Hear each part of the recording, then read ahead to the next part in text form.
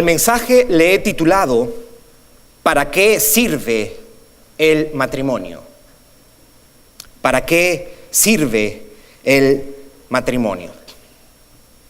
Quiero dar un par de razones por qué estoy predicando este mensaje. Número uno, quiero dar un par de razones de por qué vamos a hacer este mensaje. Número dos, ¿qué es lo que tenemos en mente con respecto a este mensaje? ¿Cuál es la meta o el objetivo de este mensaje? Y número tres, ¿a quién va a ir dirigido este mensaje? La razón por la cual nosotros hacemos o queremos compartir y hemos puesto una pausa a nuestro estudio de Colosenses, como les dije hace un momento, es porque hay matrimonios que están en crisis y necesitan escuchar esto, lo que la palabra de Dios tiene que decirnos. Número dos, pero no solamente los matrimonios en crisis son la razón por la cual debemos exponer esto. La otra razón es porque hay matrimonios que no están viviendo a la altura de su llamado en las Escrituras.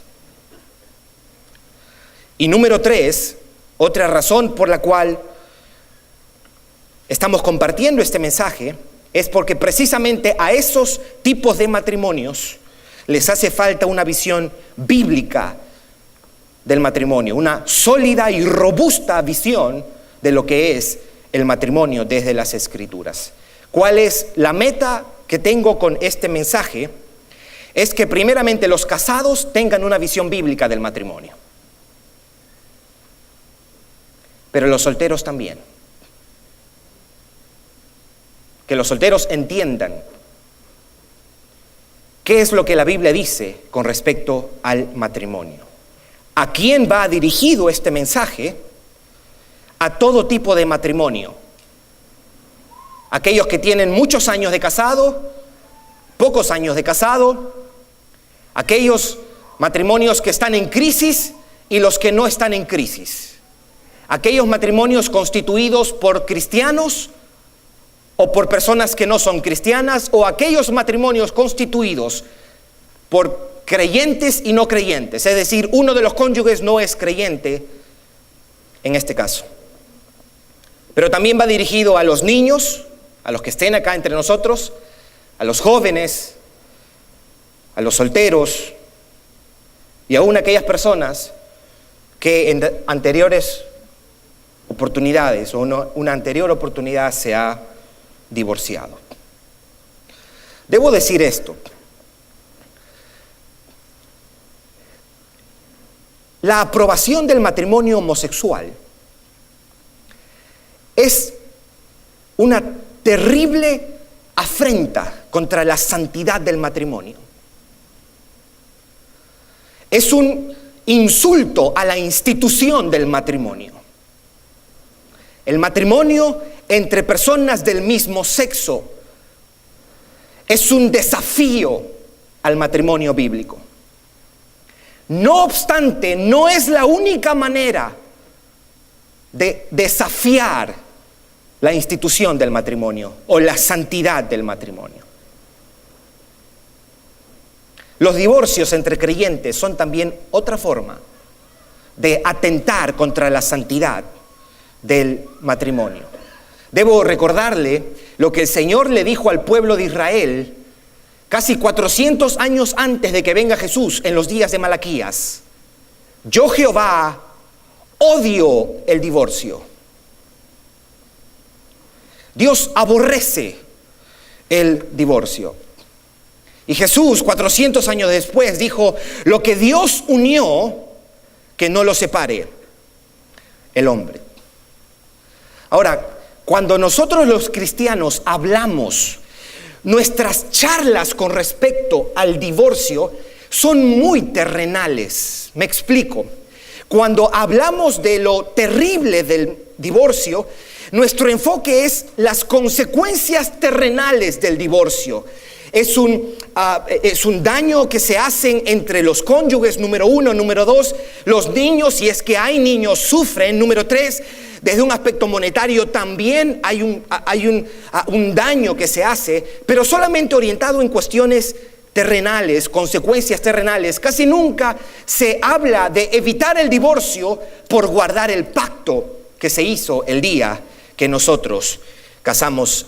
El matrimonio homosexual y los divorcios entre cristianos son también ataques contra la santidad del matrimonio. Pero también cuando las personas se casan por razones incorrectas. Es lamentable decir esto, que muchos matrimonios en las iglesias se consuman como un medio para aprovechar la fornicación. Y eso sigue siendo un atentado contra la santidad y la solemnidad de lo que es el matrimonio. Cuando yo no vivo a la altura de Cristo en mi matrimonio, estoy insultando la solemnidad del matrimonio. Cuando no honramos el compromiso bíblico, cuando no cumplimos nuestros deberes como cónyuges. Por eso es que yo quiero que miremos en este día cuál es el propósito del matrimonio, y mi mensaje va a responder desde las Escrituras la pregunta: ¿para qué sirve el matrimonio? Y vamos a ir al libro de Efesios, capítulo 5. Vamos a leer desde el versículo 22 en adelante. Libro de Efesios, en el capítulo 22 hasta el versículo 32. Vamos a ir leyendo, y en la medida que leamos vamos a ir exponiendo y compartiendo la palabra. Capítulo 5 del libro de Efesios, versículo 22, dice lo siguiente: las casadas estén sujetas a sus propios maridos como al Señor, porque el marido es cabeza de la mujer, así como Cristo es cabeza de la iglesia, la cual es su cuerpo y Él es su Salvador.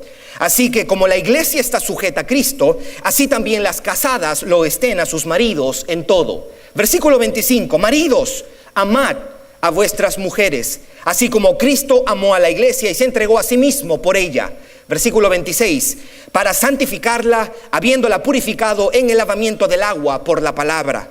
Versículo 27, a fin de presentársela a sí mismo una iglesia gloriosa, que no tuviese mancha ni arruga ni cosa semejante, sino que fuese santa y sin mancha. Así también los maridos deben amar a sus mujeres como a sus mismos cuerpos.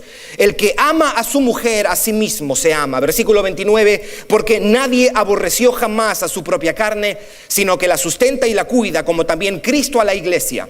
Versículo 30, porque somos miembros de su cuerpo y de su carne y de sus huesos. Por esto, versículo 31, dejará el hombre a su padre y a su madre y se unirá a su mujer, y los dos serán una sola carne. Versículo 32, y ahí terminamos. Grande es este misterio, mas yo digo esto respecto a Cristo y de la iglesia. 3 subtítulos quiero de alguna manera establecer, o quiero dividir en 3 partes este mensaje. Número 1, el primer subtítulo, voy a hablar desde este texto las responsabilidades dentro del matrimonio. No obstante, debo decir esto: no vamos a hacer un estudio minucioso de cada versículo, porque lo que queremos enfocarnos es en el propósito del matrimonio, y en particular el último versículo que hemos leído, el versículo 32. Vamos a hacer una consideración general de esto. Pero lo primero que vamos a ver son las responsabilidades dentro del matrimonio, número 1. Número 2, la importancia de la relación matrimonial o la importancia del matrimonio. Y número 3, el propósito del matrimonio. 3 cosas: responsabilidad dentro del matrimonio, la importancia del matrimonio y el propósito del matrimonio. Número 1, vamos a ver las responsabilidades dentro del matrimonio. Primero, con las damas, versículo 22 hasta el versículo 24. Presta atención a lo que dice: las casadas estén sujetas a sus propios maridos como al Señor. Versículo 23, porque el marido es cabeza de la mujer, así como Cristo es cabeza de la iglesia, la cual es su cuerpo y Él es su Salvador. Así que como la iglesia está sujeta a Cristo, así también las casadas estén a sus maridos. De una manera sencilla y práctica, para poder describir qué significa sujetarse a su marido. Sujetarse a su marido para la esposa es el llamado que tiene la mujer, o la esposa en este caso, a reconocer el liderazgo de su esposo dentro de su hogar. En otras palabras, es respetar la posición y autoridad de su esposo como cabeza de su hogar. Eso es de alguna manera una definición sencilla y práctica. Debo aclarar esto. ¿Qué no quiere decir sujetarse? Sujetarse no significa que todo el tiempo tengas que estar de acuerdo con tu esposo, ni tampoco soportar abuso de cualquier forma. Sujetarse no significa que usted se va a someter en silencio al maltrato, a la violencia o a las ofensas del marido, ni tampoco cuando decimos, o Pablo dice que la mujer debe sujetarse al marido, tampoco quiere decir que el marido se debe enseñorear de su esposa. Ahora, el texto, de alguna manera, o los versículos que hemos leído, nos dice que las casadas deben estar sujetas a su marido en todo. Eso quiere decir que yo debo obedecer siempre a mi esposo, aunque mi esposo, digamos, me esté pidiendo hacer algo contrario a las Escrituras, o en el hipotético caso de que mi esposo no sea un creyente y me esté pidiendo hacer algo que contradice mi carácter cristiano, que ofende a mi Señor. No, eso no es lo que quiere decir. Porque para entender el hecho de que la mujer debe someterse a su marido en todo, debemos leerlo a la luz de un principio que está en el libro de los Hechos. ¿Cuál es el principio? Bueno, para que usted entienda más o menos lo que estaba pasando, los cristianos comenzaron a predicar. Los arrestan las autoridades judías. Después de soltar a Pedro y a Juan, les dicen a ellos: nosotros les prohibimos hablar en el nombre de Jesucristo. En otras palabras, hagan lo que quieran, pero no prediquen el evangelio. En ese momento los apóstoles dijeron: es necesario obedecer a Dios. Esto está en Hechos capítulo 5 versículo 29. Es necesario obedecer a Dios antes que a los hombres. ¿Cuál es el principio? Cuando su obediencia a Dios está comprometida por obedecer a los hombres, usted deja de obedecer al hombre y usted obedece a Dios. En resumen, la sujeción de la esposa termina cuando esto implica desobediencia a Dios y desobediencia a su palabra. Ahora, los textos que hemos leído, los versículos que hemos leído, nos introduce un paralelo interesante.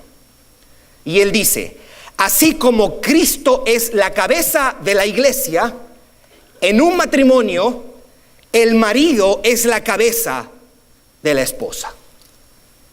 Eso creo que se desprende, es claro lo que está diciendo el apóstol Pablo allí. Las responsabilidades de los maridos ahora.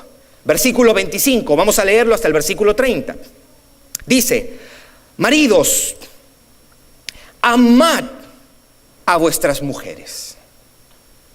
A las mujeres les pide: sujétate a tu marido. A los maridos: ama a tu esposa. Eso de alguna manera lo que quiere decir es que el amor debe ser lo que gobierna las actitudes y las acciones del esposo hacia su esposa. Si hay alguna disposición que debe regir, que debe reinar en el trato del esposo hacia su esposa, es el amor. Y esto encierra el hecho de cuidar de la esposa, de proveer para la esposa, de proteger a la esposa y otros conceptos más que encierran la idea del amor. Pero a partir del versículo 25, en la parte B, el enfoque del matrimonio se mueve a otra cosa. Y ahora el enfoque en los versículos, en la mitad del versículo 25, en el versículo 26 y en el versículo 27, él cambia de tema. Y el enfoque se centra en Cristo y su obra. Leamos lo que dice ahí. Dice: así como Cristo amó a la iglesia y se entregó a sí mismo por ella, versículo 26, para santificarla, habiéndola purificado en el lavamiento del agua por la palabra, a fin de presentársela a sí mismo una iglesia gloriosa, que no tuviese mancha ni arruga ni cosa semejante, sino que fuese santa y sin mancha. ¿Se dio cuenta cómo él cambia el enfoque? Está hablando aquí de los matrimonios y ahora cambia el tema. Ahora está hablando de Cristo y lo que él ha hecho. Y habla de Cristo haciendo algo en el pasado, en el presente y en el futuro. Porque lo que él dice es que Cristo amó a su iglesia. ¿Y qué hizo cuando él amó a su iglesia? Lo que Pablo está diciendo es que Cristo se entregó por su iglesia. Ahora, no se entregó para darle una manito, ayudarle a hacer algo. No. Se entregó, se sacrificó por los pecados de su esposa, por los pecados de su iglesia. Murió, amó a su iglesia y murió por su iglesia. Eso es lo que está diciendo. Ahora, después está diciendo, habiéndola purificado en el lavamiento del agua. ¿A qué hace referencia eso? Parece que hace referencia a lo mismo que él dice en el libro de Tito capítulo 3, el lavamiento de la regeneración. ¿Qué cosa quiere decir eso? Que Dios salva al pecador y purifica al pecador, o Dios regenera al hombre, el lavamiento del agua por la palabra. Queriendo decir, Cristo lo que ha hecho con su iglesia es que la lavó de sus pecados, le dio nueva vida a través del poder vivificador y santificador de su palabra. Después sigue diciendo que la está limpiando, la está cuidando, la está embelleciendo, la está sustentando.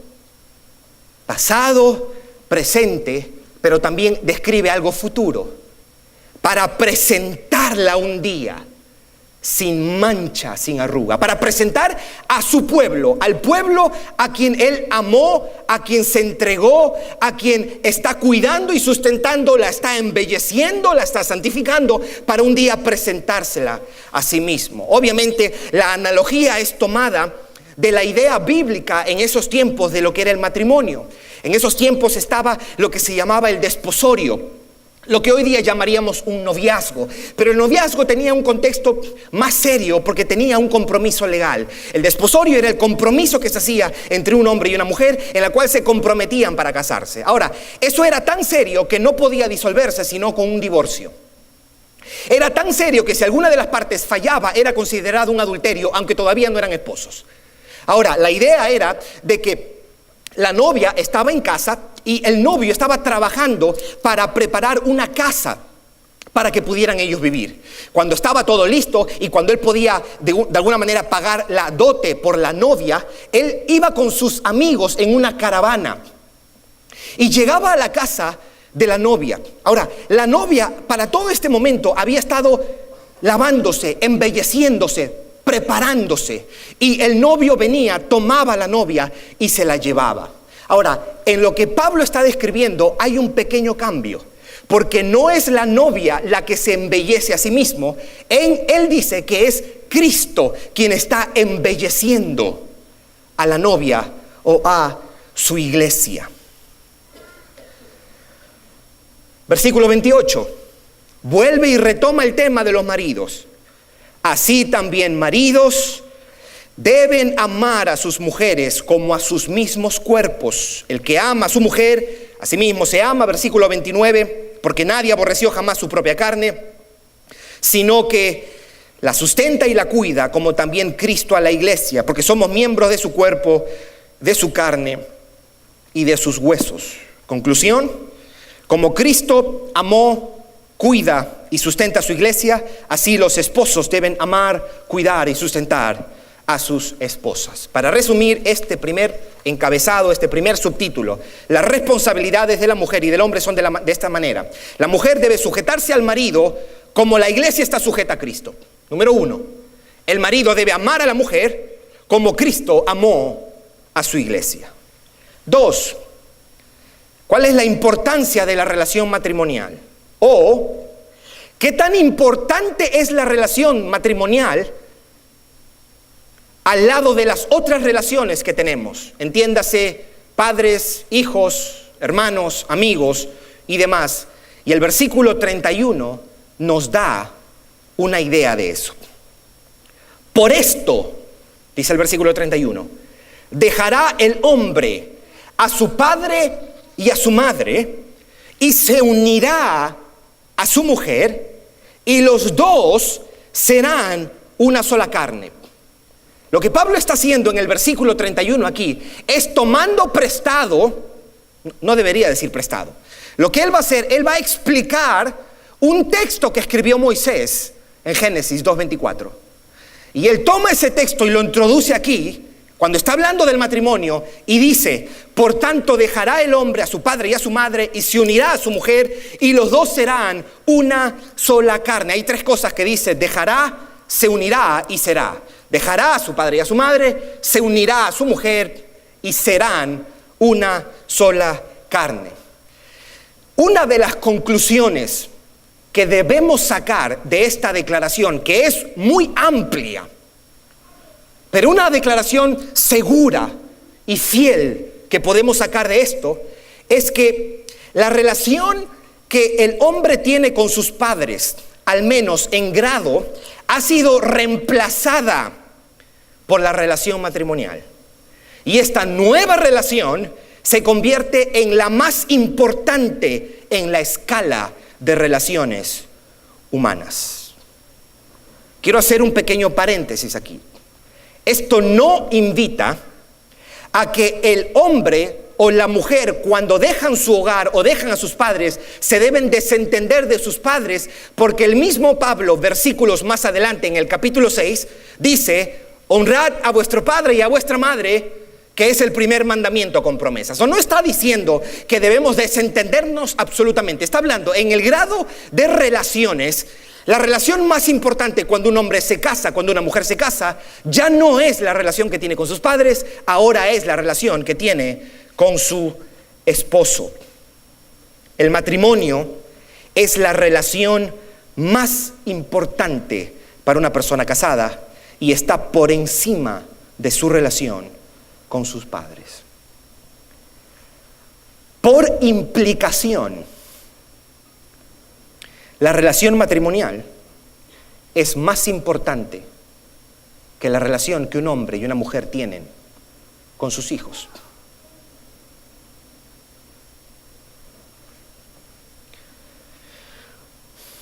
¿Por qué digo eso? Bueno, porque cuando tus hijos se tengan que casar, ellos también recibirán la misma orden de dejarte. Ellos se van a unir a su pareja y tú seguirás siendo uno con tu pareja. La otra razón por qué creo y deberíamos concluir eso es porque es interesante que el mismo apóstol Pablo, cuando da instrucciones a la familia en Efesios y en Colosenses, siempre empieza por los esposos y después pasa a los padres y después a los hijos. La relación más importante que tiene un casado es su matrimonio. Por no entender eso, esposos cuidan más y mejor su relación con sus hijos que su relación conyugal. Invierten emocionalmente más en sus hijos que en su matrimonio. Son más generosos en prodigar amor por sus hijos que por su cónyuge. Es triste, y esto es una realidad que lo podemos ver. Hay relaciones, hay matrimonios, hay parejas en que lo único que los une son los hijos. Por eso el día que los hijos se van de la casa, ella voltea al lado y le pregunta al viejito que está ahí: ¿y tú quién eres?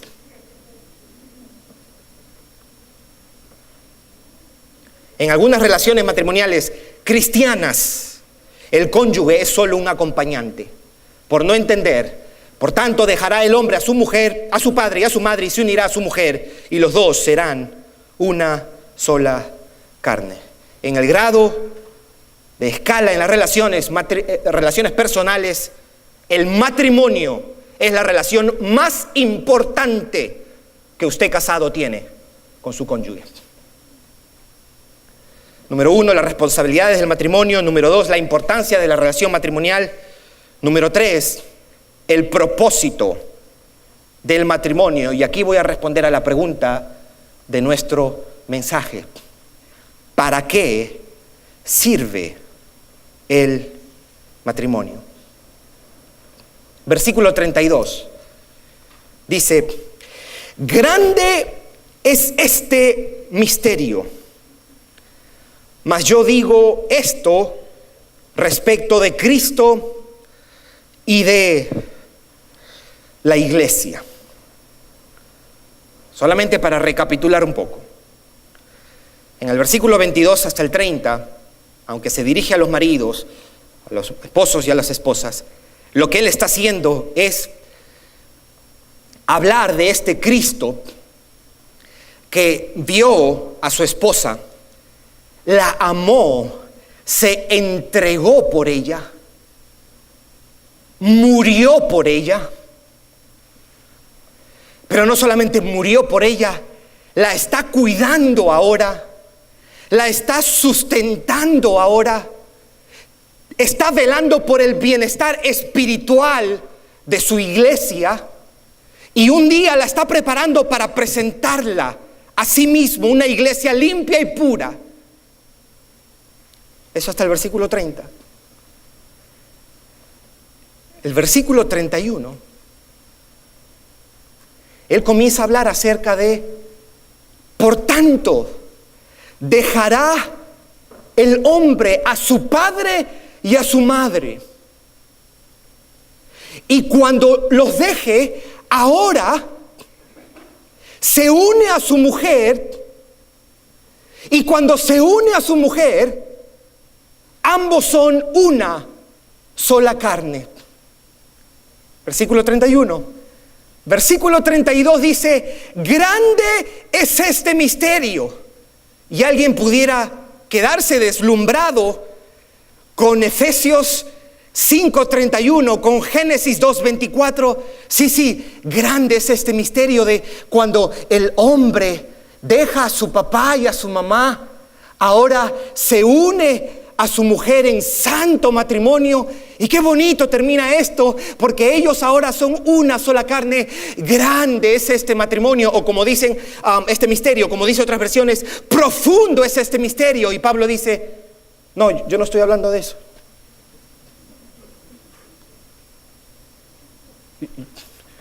Yo estoy hablando de esto. Yo no me refería a eso. De qué bonito, qué romántico, deja, se va, sale de la casa, se une a su esposa, los dos son eso. No, yo no estoy hablando de eso, yo estoy hablando de esto. Yo estoy hablando del amor sacrificado que ha tenido Cristo y su amada iglesia, lo que Cristo está haciendo ahora, y lo que nos cuenta el glorioso evangelio de nuestro Señor Jesucristo, que Él ha tenido misericordia de su esposa, de su iglesia, y se ha dado por ella, se ha sacrificado por ella, la está cuidando, la está sustentando, la está embelleciendo, la está adornando, para que un día Él se la presente a sí mismo. Entonces, ¿y por qué me hablaste entonces todo este matrimonio? El autor respondería: el matrimonio es para que tú entiendas lo glorioso que es esto. Estoy tratando de encontrar algo que ilustre esto precioso que Cristo ha hecho, y el matrimonio me ayuda a ilustrar eso.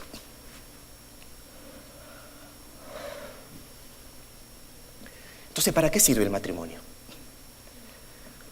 El matrimonio le sirve primeramente a Dios para mostrarnos a nosotros de una manera visible cuán íntima y cuán bella es la relación que tiene Cristo con su esposa. ¿Para qué sirve el matrimonio? Sirve para darnos a nosotros testimonio de la gran obra de salvación de Cristo por su pueblo. ¿Para qué sirve el matrimonio? Sirve para recordarnos cuánto nos ha amado Jesucristo, para recordarnos de lo que Él hizo por nosotros, de lo que está haciendo por nosotros y de lo que hará un día por nosotros. El matrimonio es una ilustración de Cristo y su iglesia. El matrimonio es una analogía del amor que Cristo ha tenido por su iglesia. Es una analogía, una metáfora de la entrega de Cristo por su iglesia.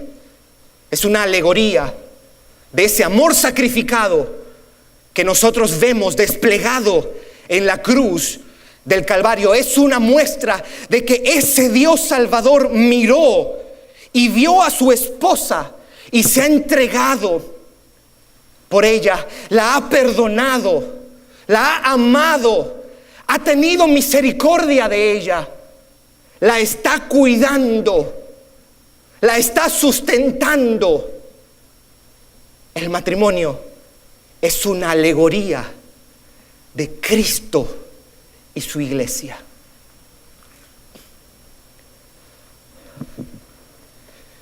Te tengo un par de preguntas. Te tengo un par de preguntas. A ti casado, casada. Si el matrimonio debe reflejar la unión de Cristo por su iglesia, si el matrimonio debe reflejar el amor de Cristo por su iglesia, ¿pudiera presentar Dios tu matrimonio como un ejemplo de eso? ¿Pudiera usar tu matrimonio como un fiel reflejo de cuánto Cristo ama a su iglesia? Te hago la pregunta a ti, marido, mujer. ¿Refleja tu matrimonio la preciosa y la bella unión que Cristo tiene con su iglesia? ¿Refleja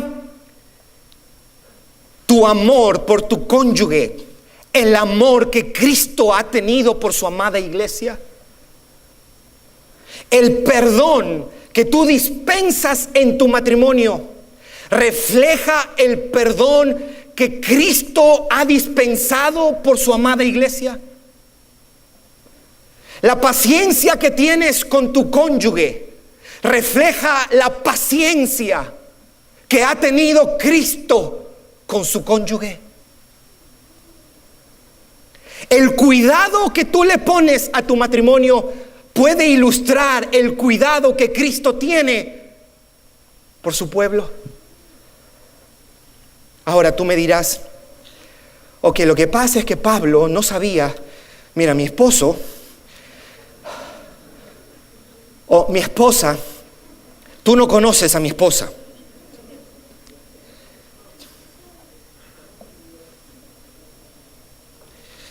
Debo recordarte que esta esposa de Cristo es rebelde. No solamente rebelde, es egoísta. Esta esposa de Cristo es insegura y acomplejada. Es perezosa, desobediente, orgullosa, resentida, iracunda, con manchas y arrugas.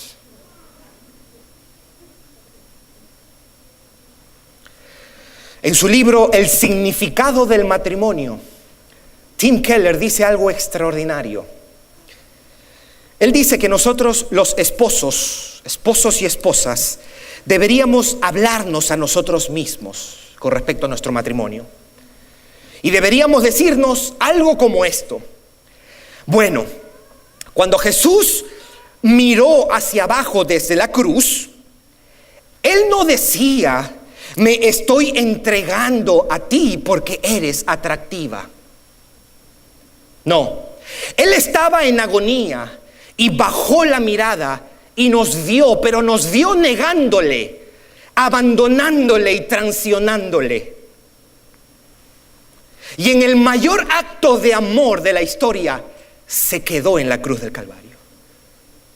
Él dijo, el esposo dijo, Padre, perdónalos, porque no saben lo que hacen. Él nos ha amado, no porque nosotros éramos preciosos para Él, sino para hacernos preciosos para Él. Es por eso que voy a querer a mi cónyuge, dice Tim Keller. Por eso háblale así a tu corazón y luego cumple las promesas que hiciste el día de tu boda.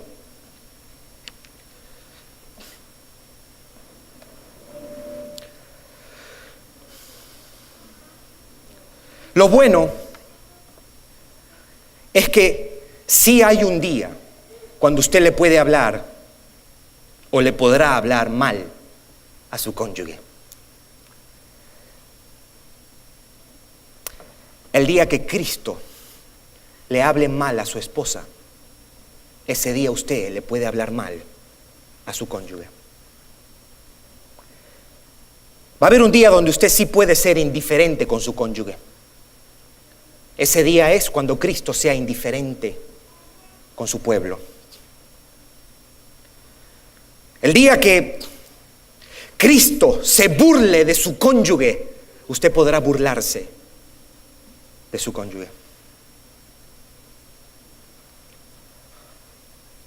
El día que Cristo deje de ser paciente con su iglesia, entonces ese día usted y yo tenemos la libertad de terminar y acabar con nuestra paciencia.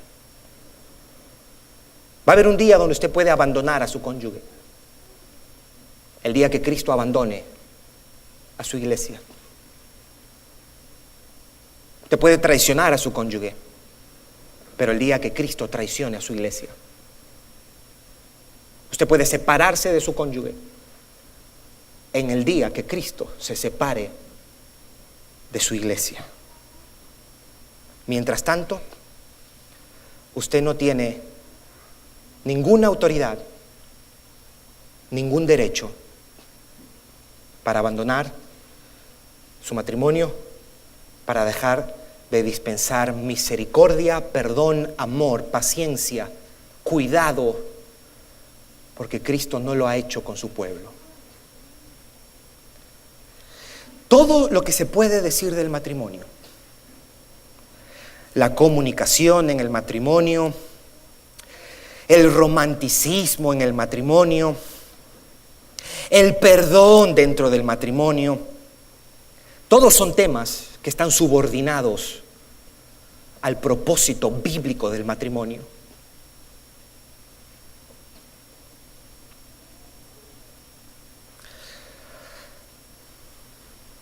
En su libro El Pacto Matrimonial, John Piper dice lo siguiente: comprender el diseño de Dios según su palabra para el matrimonio puede despertar una gloriosa visión capaz de librar a todas las personas de perspectivas que ignoran a Cristo y están intoxicadas con el romance. El matrimonio es fundamentalmente, más que nada, la obra de Dios. Y en última instancia, el matrimonio es la demostración de Dios. De una manera mejor que ningún otro evento o institución.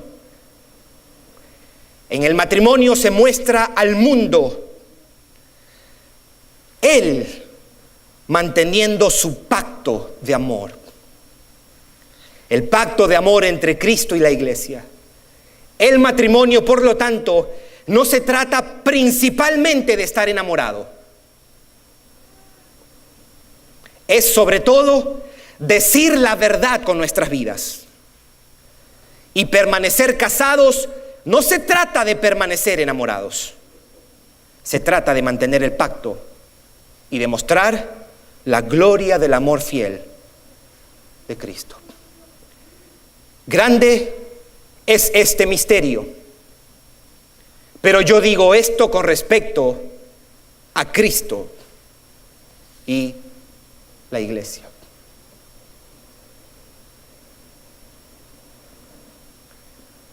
Si esto fuese una clase, alguien pudiera levantar y decir: ok, entiendo ahora eso. Entiendo que mi matrimonio no tiene nada que ver conmigo, tiene que ver con Dios, que Dios usa eso, o Dios de alguna manera un día se paró y dijo: ok, ¿cómo le explico a este mundo ¿Cómo Cristo ama a la iglesia? Ya sé, voy a crear el matrimonio. Y entiendo que eso sea así, pero ¿cómo hago para amar a una persona que no hace los méritos para amar? ¿Cómo hago para soportar a una persona tan insoportable? ¿Cómo hago para perdonar a mi cónyuge?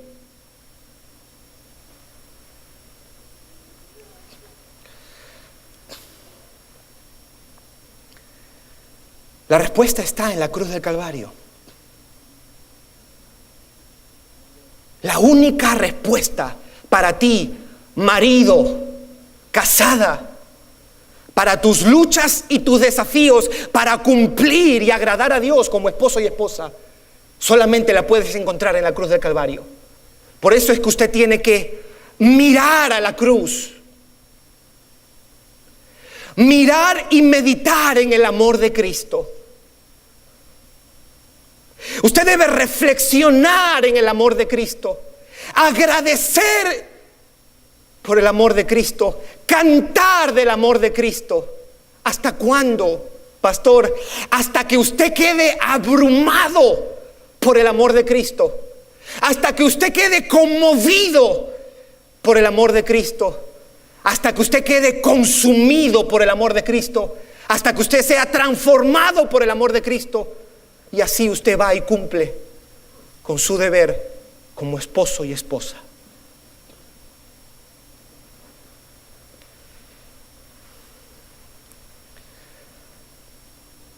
Leía un tuit esta mañana que decía: fíjese si para Dios es tan importante el matrimonio que la Biblia, la historia de la Biblia comienza con una boda y termina con otra boda.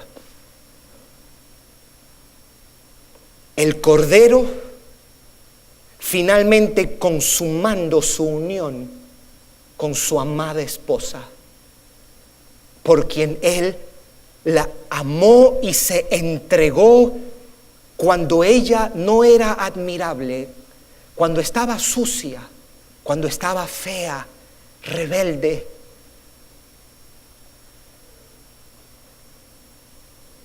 Tu matrimonio debe reflejar el amor que Cristo tiene por su pueblo.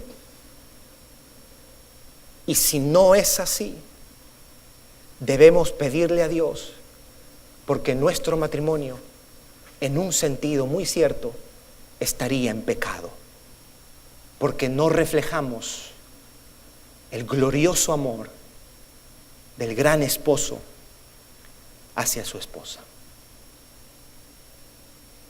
Póngase de pie.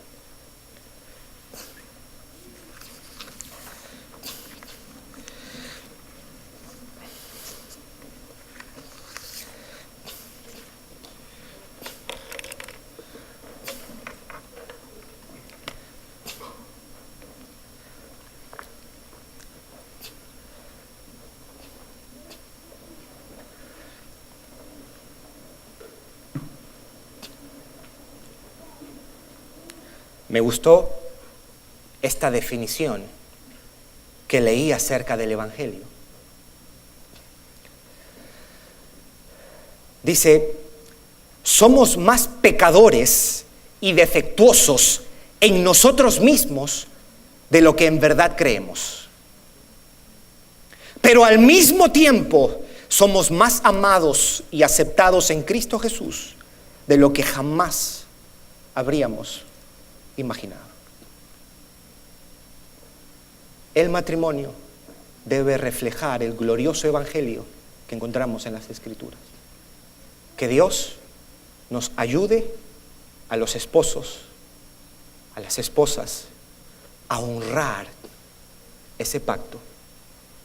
No tiene que ver con que usted cómo se sienta. No tiene que ver con que usted haya perdido su amor, su encanto. Tiene que ver con que usted no está viviendo a la altura del propósito por el cual el matrimonio fue instituido. Señor, te pedimos en este día que esta tu palabra tú la apliques a nuestras mentes y a nuestros corazones. En especial a nosotros que estamos casados.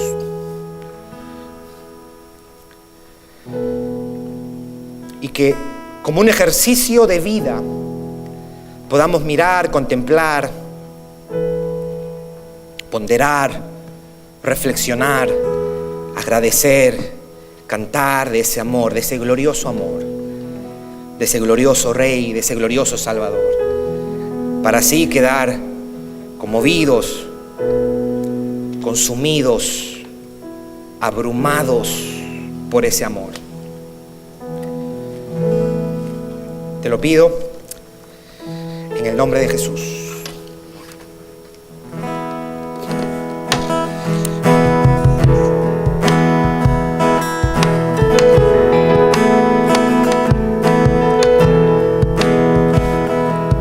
¿Quién es el Rey de Gloria? Él me persigue con su amor. Me asombran sus palabras, susurrando en mi interior. Mi conciencia me revela que necesito su perdón. ¿Quién es el Rey de Gloria que me lo ofrece hoy?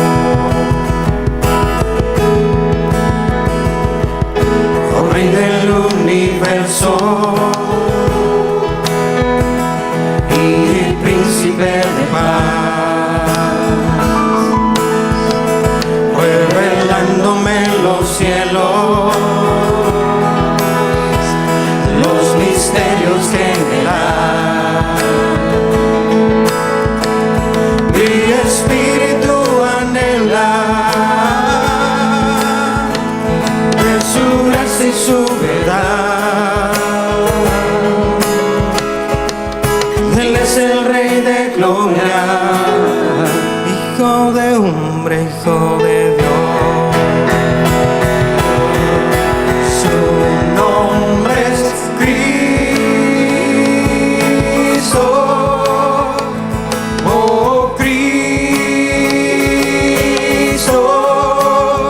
Dios poderoso, Rey de mi ser, Rey de gloria.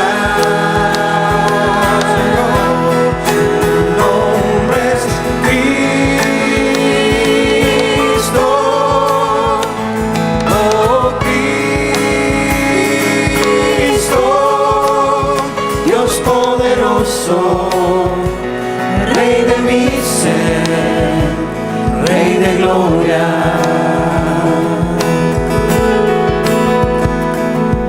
¿Quién es el Rey de gloria? Con poder y majestad. Él es sabio sin medida. Él es Rey de amor y paz. Señor del cielo y tierra, y el único creador. Él es el Rey de gloria, y Él es todo para mí.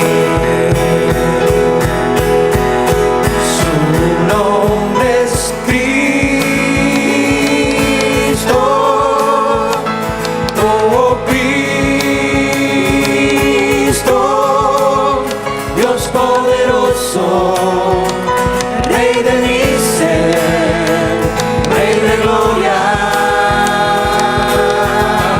Su nombre es Cristo, oh Cristo, Dios poderoso, Rey de mi ser, Rey de gloria. Decimos tu nombre, Señor. Tú eres el Rey de gloria. Bendito sea tu nombre. Decimos, tu nombre es Cristo. Oh, Cristo, Dios poderoso, Rey de mi ser, Rey de gloria. Cántaselo. Su nombre es Cristo.